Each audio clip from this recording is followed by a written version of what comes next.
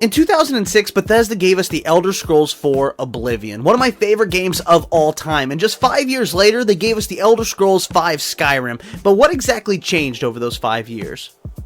So in this video, guys, we're going to be doing a direct comparison of The Elder Scrolls IV: Oblivion versus The Elder Scrolls V: Skyrim to see how they stack up against one another when it comes to attention to detail. I adore both of these games, but Oblivion in particular is one of my favorite games ever made, so I've been really looking forward to doing this comparison, and I hope you guys enjoy watching it as much as I've enjoyed making it for you guys. And if you do enjoy the video, be sure to drop a like on it because it helps the little video reach new fans, and as I always say, that's always a great thing. And if you haven't already, be sure to subscribe to Live from My Basement, where I make new videos like the one you're watching right now every single week. So be sure to subscribe so you don't miss any future content. But guys, let's dive into the video.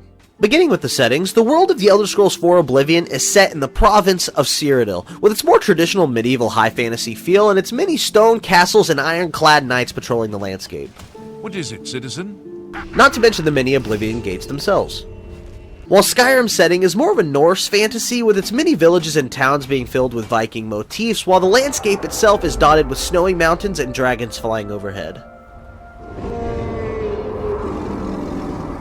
Moving on to your character, I find it interesting in Oblivion as the hero of Kvatch that you are not the main character of the story and more of a witness with a part to play in this world, and it makes you feel like you exist in the world instead of the world revolving around you. Whereas in Skyrim, you are the Jesus character, Dragonborn, where the world very much does revolve around you and makes you feel like you're the star of the show, and in a way is kind of less immersive. Moving on to one of the biggest differences between Oblivion and Skyrim. In Oblivion, whenever you start the game, you have to choose 7 major skills. Those 7 skills determine what skills you need to improve in order to level up your character, and it kind of gives your character a build that you will see throughout the rest of the game. Whereas in Skyrim, your character can level up by increasing any skill, so at a drop of a hat, you can completely change your character's playstyle, and by the end of the game, when you're a master of everything, you're kind of a jack of all trades. Which in the end I feel makes Skyrim a little less replayable than Oblivion, as there's no incentive to go back and try another build. Moving on to how weapons and spells work between the two games, in Oblivion you can only equip one weapon at a time, though you can still cast spells through that equipped hand. Though obviously these spells can still be cast without a weapon in your hand. While in Skyrim, the game really takes advantage of allowing you to equip different things in each hand. You can have a sword in one hand and a dagger in another, or equip 2 completely different spells in each hand, or equip the same spell in each hand, further increasing its benefits.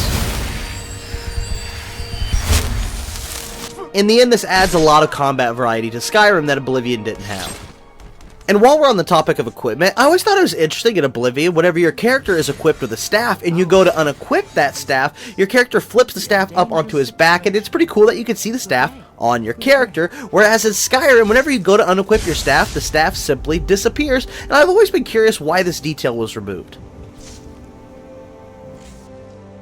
Another interesting detail is that Oblivion has level-scaled enemies, meaning when your character is a lower level, you'll run into more wolves and rats in the wilderness, and only when you become a higher level will you run into more difficult enemies like trolls and bears. Whereas in Skyrim, the enemies are not scaled to your level, meaning even low-level characters can still wander into the wrong areas and find a troll or even a giant, making the world a bit more exciting and dangerous to explore. And before I completely move on from combat, I do have to say I do love Oblivion's combat. I have a lot of nostalgia for it, but I do have to acknowledge that the slow-mo takedown effects that serve as like crescendos to the ends of your fights in Skyrim are pretty awesome. They're super stylistic, and without them in Oblivion, yeah, you feel like something's missing.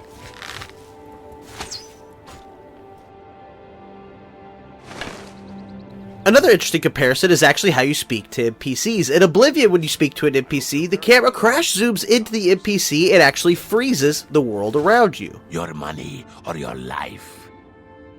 I also find it interesting in Oblivion that an NPC will reveal how they feel about you by their facial animation once they stop talking.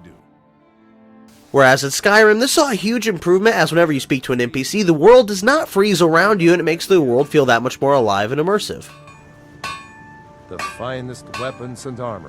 I also feel it's important to mention how Oblivion's guilds feel a bit more flexible than what we see in Skyrim. For example, take joining the Dark Brotherhood. Whenever you murder somebody in cold blood in Oblivion, the next time you sleep, it doesn't matter where, whether you're on top of a snowy mountaintop or renting a room in an inn, you'll be awoken from your sleep by Lucien LeChance, the Speaker of the Dark Brotherhood, and that's a unique experience determined by the choices you made in the game. Clear conscience for what I'm about to propose. Whereas in Skyrim, joining the Dark Brotherhood plays out the exact same way every single time. You always have to wake up in that shack and you have to go through that quest line, and it feels a lot less versatile than what we see in Oblivion. Moving on now to some of the water effects. In Oblivion, whenever your character is interacting with the water, the ripple effects don't look nearly as detailed as what we see in Skyrim. The splashing and ripple effects are just far more detailed in Skyrim than what we see in Oblivion, but I was impressed with Oblivion whenever it came to how certain items had buoyancy while others did not. In Oblivion, you drop the sword into the water, it sinks to the bottom, whereas this venison just floats right up to the top. This is also in Skyrim, though I gotta say it's pretty cool that in Skyrim the items that float with the current, which is pretty cool. Moving on now to some interesting differences between how archery works between the two games. In Oblivion, whenever you draw an arrow in the bow, your stance is determined by whether or not you're standing or crouching. This is the same in Skyrim, but what I find interesting is that whatever stance you start in, it doesn't matter if you go from standing to crouching, your stance will remain the same.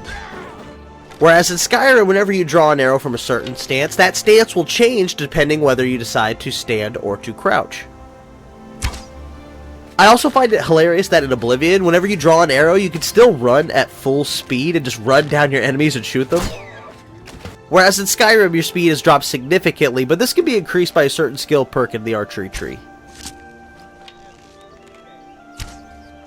Another pretty big difference is actually how the games handle over-encumbrance. In Oblivion, whenever you become over-encumbered, not only can you not fast travel, but you can't move at all, meaning you need to drop some gear in order to be able to gain mobility. Whereas in Skyrim, whenever you become over-encumbered, just like in Oblivion, you can't fast travel, but at least you can walk, which means you can still move, but you're not going anywhere fast. Moving on to my final comparison, which is actually how the games handle waiting. In Oblivion, whenever you wait, the whole screen fades to black, which is kind of annoying because say you're trying to wait out a storm, you won't be able to know if the storm is passed until you stop waiting. Whereas in Skyrim, whenever you wait, you can actually still see the environment and you can actually see it change hour by hour, so you know exactly when that ridiculous storm is going to end. Well guys, you made it to the end. This has been my direct comparison of the Elder Scrolls 4 Oblivion versus the Elder Scrolls 5 Skyrim. And as I said at the beginning of this video, I adore both of these games. I can play either of them any day of the week. They're just infinitely replayable to me. But, you know, when it comes down to like which one I like more, I mean, I have so much more nostalgia for Oblivion. I mean, the reason I was at the midnight launch for Skyrim is because I was a diehard fan of Oblivion, and I loved Morrowind even before that. But guys, I enjoy both these games, and I hope you guys enjoy them as well. Let me know down in the comments what you think. What does Oblivion do better than Skyrim? What does Skyrim do better than Oblivion? What did I forget to put into this video? Be sure to let me know down in the comments. I can't wait to read them. But guys, that's all I have for this video, and I'll catch you guys on the next one. See ya.